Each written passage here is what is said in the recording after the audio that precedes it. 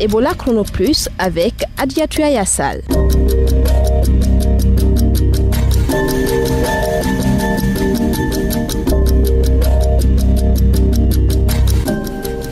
Vous écoutez Ebola Chrono Plus, bienvenue. À J-6, avant la déclaration de la fin de l'épidémie d'Ebola, les citoyens de Conakry respectent de moins en moins les mesures de prévention. Vous suivrez tout à l'heure le constat de notre reporter. L'invité du jour, le docteur Fassine Yatara, responsable de l'unité de surveillance à la Coordination nationale de riposte à Ebola, nous parlera de la surveillance post-Ebola. La déclaration de fin de l'épidémie en Guinée est prévue pour le 29 décembre 2015. Qu'en pensent les citoyens? Vous suivrez leur réponse dans un instant.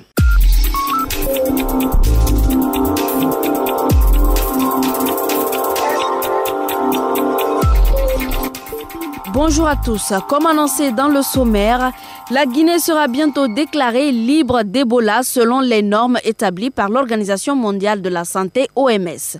Les autorités sanitaires du pays appellent les citoyens à la vigilance. Après un tour dans les rues de la capitale Conakry, notre reporter a constaté un relâchement des mesures de prévention telles que le lavage systématique des mains. Mohamed Koma. Avant l'éruption d'Ebola en Guinée, l'utilisation des gels de main n'était pas fréquente. Mais au plus fort de l'épidémie, on pouvait facilement trouver des produits désinfectants de toutes les couleurs, rouge, vert, rose, pour ne citer que cela.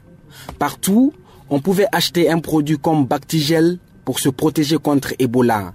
Aujourd'hui, plus personne n'en demande, selon Mariam Silla, jeune marchande que j'ai croisée au marché Madina avec des bonbons et des biscuits en main.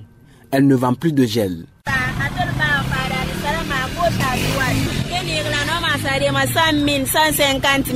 Au début de l'épidémie, on pouvait acheter avec moi des gels jusqu'à 100 000, 150 000. Mais maintenant, on ne fait plus de bénéfices. Les gens pensent que la maladie est partie, donc ils n'achètent plus. C'est pourquoi je ne revends plus les gels. Les citoyens ne l'utilisent plus. Dans les services publics et privés, le constat est le même. Des citoyens n'utilisent presque plus les kits sanitaires qui y sont installés. Muni d'un thermoflash à côté duquel est installée une bassine d'eau chlorée, Kamara Mohamed Lamine, agent de sécurité dans une banque de la place, continue de veiller à l'application des mesures de protection. Il y a beaucoup de gens qui viennent ici. Il faut qu'on leur dise toujours de laver leurs mains. Avant, ce n'était pas comme ça. Maintenant, beaucoup disent que vraiment, Ebola est fini, mais on les sensibilise toujours à laver les mains. Quand on se lave les mains, des fois, il dit il y a quoi à manger. Quand on lave les mains, on doit manger. Il me dit ça chaque fois. Dans moins d'une semaine, la Guinée va déclarer la fin de l'épidémie et va ainsi entrer dans une période de surveillance renforcée. Pour le chef de l'unité de surveillance du virus à Conakry, le lavage des mains doit rester une habitude pour prévenir d'éventuelles épidémies.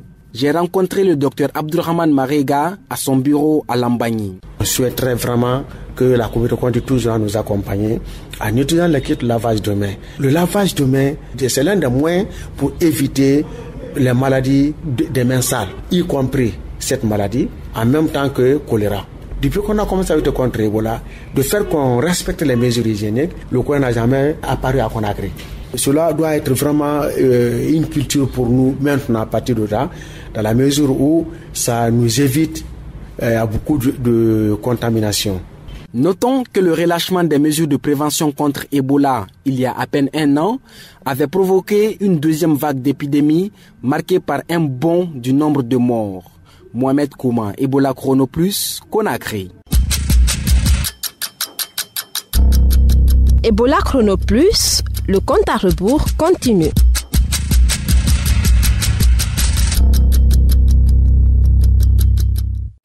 L'épidémie à virus Ebola enregistrée en Guinée, 3351 cas confirmés, dont 2083 décès et plus de 1000 guéris. Des guéris dont la plupart se sont engagés à sensibiliser les personnes infectées et affectées d'Ebola. Fantaoulen Kamara est une survivante d'Ebola et chargée de communication de l'Association des personnes guéries d'Ebola de Guinée. Suivez son témoignage au micro de Sidibé Kondé.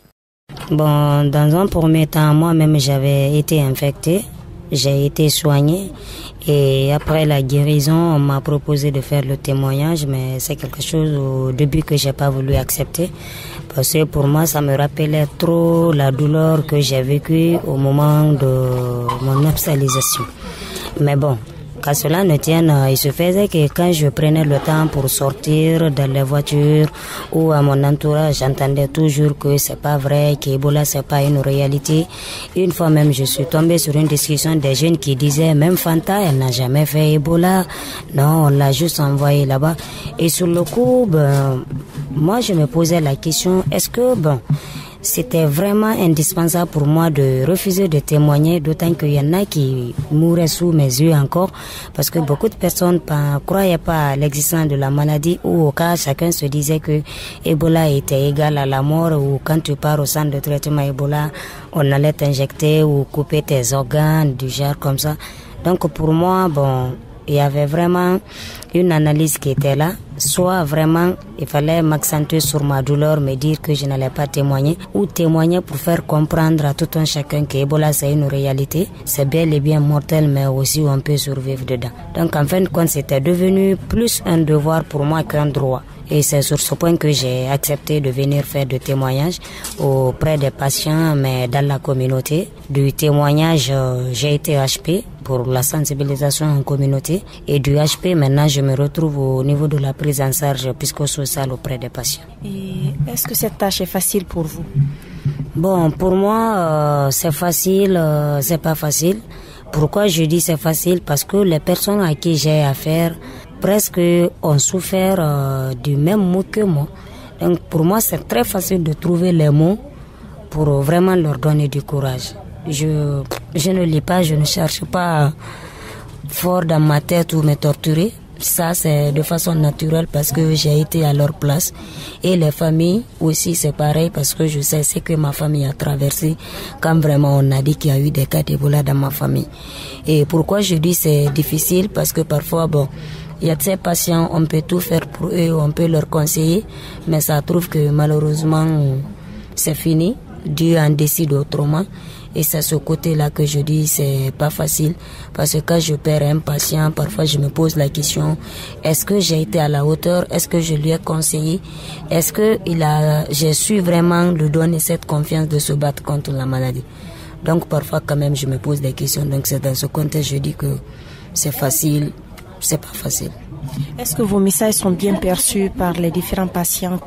C'est bien compris par rapport à mes constats. Parce que un patient Ebola, il faut reconnaître d'abord, c'est quelqu'un qui se dit qu'il n'a pas une chance vraiment de survie. Il se dit que même s'il se bat, en fin de compte, il va mourir. Donc il est découragé, il est déprimé, il n'a rien. Donc quand vraiment je me présente devant ce patient pour leur dire que il n'y a pas vraiment de quoi être déprimé ou vraiment se résigner à la mort, tu peux guérir dedans parce que moi-même j'étais malade, j'étais couché par là. Mais tu vois, bien sûr, aujourd'hui je vais bien, j'ai les membres, je suis belle plus qu'auparavant. Donc il suffit juste d'y croire, être positif dans la tête, te battre et puis tu vas t'en sortir. Et généralement ça marche. C'était Fanta Oulen Camara, chargée de communication de l'Association des personnes guéries d'Ebola de Guinée. Vous suivrez l'intégralité de ce témoignage dans notre prochaine émission. Pour toutes vos questions sur Ebola ou la santé, appelez-nous au 624 19 78 64. Une pause musicale avec Team Phonique Vibes dans leur titre Stop Ebola. Écoutez et on se retrouve juste après. Ebola, regardez mon pays dans le dos. Alors ça, l'Ebola, va-t'en maintenant, c'est mieux. Des milliers de victimes depuis les années 1900 en Afrique centrale, au Congo. La fièvre hémorragique Ebola dépose ses valises en Afrique de l'Ouest pour continuer son ravage sauvage. Des mesures responsables sont prises en Guinée, au Libéria et en Sierra Leone pour mettre fin à son âge.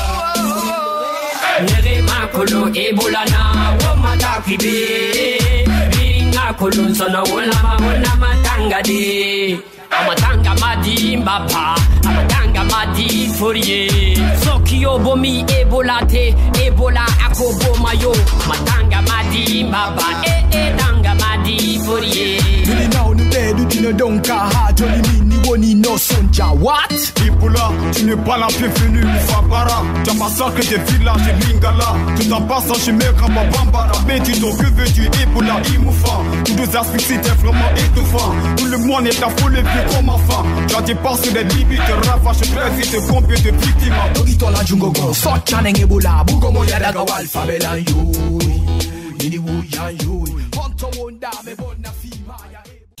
Ebola Chrono Plus, l'invité du jour.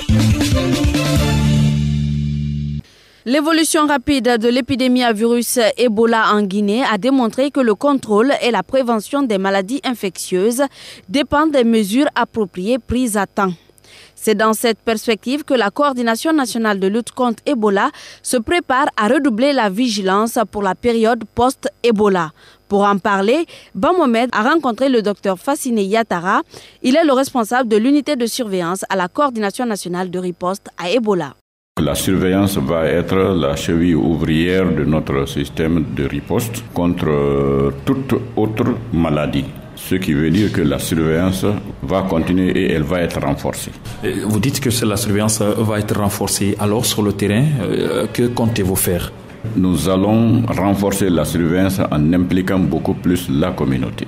Ce qui se faisait sur le plan de la surveillance épidémiologique n'était fait que par le personnel de santé. Et ce n'est pas évident que la communauté était impliquée, elle ne l'était même pas réellement. Nous nous sommes rendus compte qu'avec Ebola, 80 ou 90% des problèmes se passant au sein des communautés.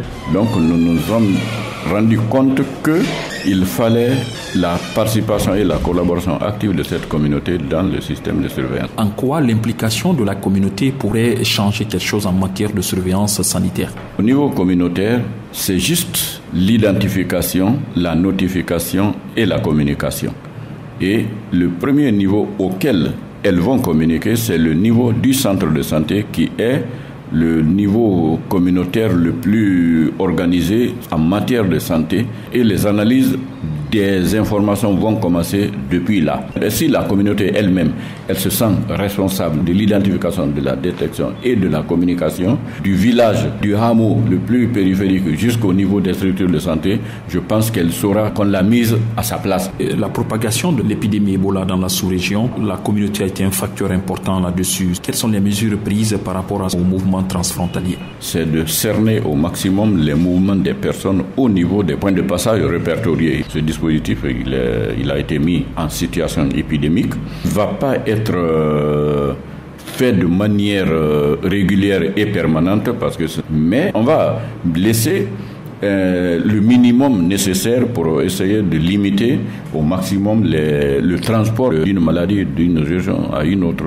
On sent l'optimisme dans votre communication, mais concrètement, quelles sont les mesures que vous avez mises en place pour ne pas être surpris par un nouveau cas? Par exemple, avec l'OIM, ces dispositifs dont je parlais sont fortement sous la dépendance, fortement sponsorisés par l'OIM, qui continue d'ailleurs à nous appuyer dans ce cadre et qui continue à s'adapter à de nouvelles situations. Quels sont les éléments qui peuvent vous rassurer que la Guinée ne connaîtra pas de rechute comme ça s'est passé du côté de Libéria? Rien ne peut nous rassurer que la Guinée ne peut pas faire de rechute parce que ce n'est pas une science exacte. Ebola n'a pas livré toutes ces surprises et il y a de quoi. Donc pratiquement, on n'a pas fini de le connaître comme problème de santé, mais l'unique chose qu'on peut vous rassurer, nous sommes convaincus que ça ne peut jamais, plus jamais survenir et avoir une telle ampleur qu'elle l'a eu en Guinée. C'est pas possible. Mais est-ce que dans ce cadre-là, si on parle de cette déclaration de fin d'Ebola, sera-t-il synonyme de fin d'activité de l'unité de surveillance nationale contre Ebola? La surveillance va être beaucoup plus utile après la déclaration qu'avant la déclaration. Donc la surveillance va être l'activité majeure qui va survivre au-delà de la déclaration de la fin de l'épidémie. Quel est l'avenir des enterrements sécurisés par la Croix-Rouge? Les enterrements sécurisés par la Croix-Rouge faisaient partie d'un des éléments du dispositif mis en place à partir d'un décret du chef de l'État qui s'appelait Déclaration de surveillance sanitaire renforcée. Et les enterrements sécurisés font partie de ce décret comme étant un des éléments sur lesquels il fallait obligatoirement. Donc, tout élément de cette déclaration d'urgence sanitaire renforcée doit être levé à partir d'un autre décret du chef de l'État, parce que c'est un décret du chef de l'État. C'était Dr Fassine Yatara, responsable de l'unité de surveillance à la coordination nationale de riposte à Ebola.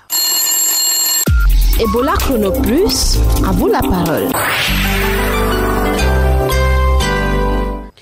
Les réponses aux questions des auditeurs, c'est avec Korkaba. Bonjour. Bonjour Adiatou. Nous allons répondre aujourd'hui aux questions de Lamarana Diallo que nous avons rencontré ici à Conakry. Écoutons sa première question. C'est quoi la colopathie? Pour répondre à cette question, nous avons rencontré le docteur Souma Mohamed Lamine. Il est médecin au service de chirurgie à l'hôpital Ignace Dine. La colopathie est une inflammation du côlon. Le côlon, c'est un tube à travers lequel passent les aliments pour aller dans l'anus et être déversés maintenant, en tant que déchet bien sûr. À présent, écoutons la deuxième question de Lamarana Diallo. Est-ce qu'on peut guérir de la colopathie? Pour cette réponse, écoutons de nouveau le docteur Mohamed Lamine Souma. Il est médecin au service de chirurgie de l'hôpital Ignace Dine. On peut le traiter avec les mesures hygiéno-diététiques et également on peut aussi le traiter avec les médicaments. Avec les mesures hygiéno-diététiques, c'est des conseils qui sont donnés par le médecin aux malades souffrant de colopathie. Les conseils, c'est par rapport à l'alimentation et c'est par rapport à l'hygiène du malade. Quand je prends l'alimentation par exemple, le médecin conseille le plus souvent aux malades de boire beaucoup d'eau. Une façon de diluer la quantité d'aliments ingérés au cours de la journée et qui permet ici de rendre le côlon flexible et d'empêcher l'inflammation ou d'empêcher l'infection du côlon. Et même d'empêcher que le malade ne tombe dans un tableau de dolichocolon qui peut ultérieurement se compliquer en volvulus du côlon pelvien. La deuxième forme, ça c'est à l'hôpital, ça c'est entre le malade et le médecin.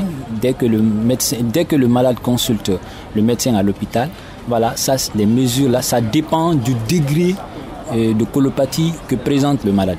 À vous la parole, c'est tout pour aujourd'hui. Vos questions de santé sont toujours les bienvenues au 624 19 78 64.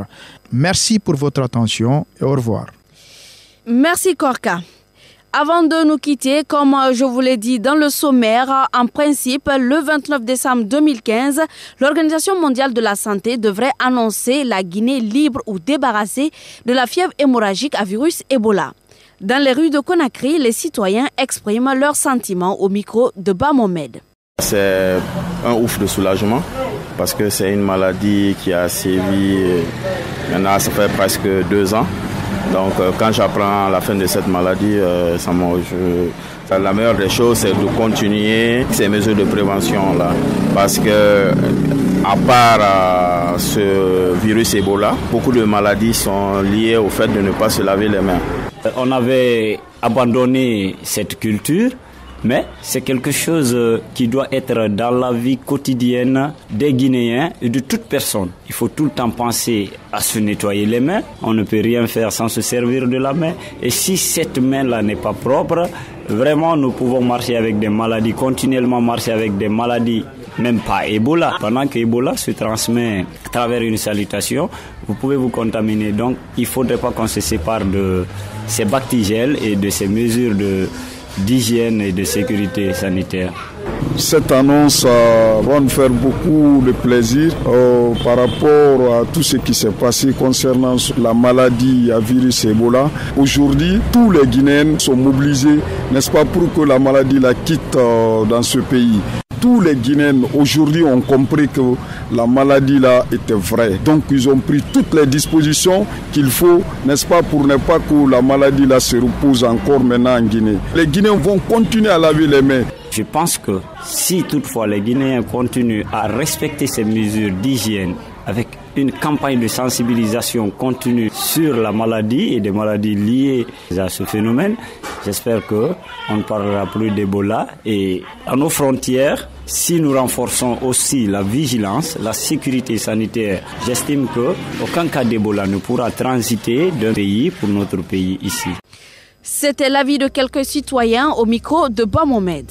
Ebola Chrono Plus, c'est fini pour aujourd'hui. Rédaction en chef Afiou Amata, technique Mamadou Kone, présentation Adiatou Yassal. Merci de votre attention et prenez soin de vous. Au revoir.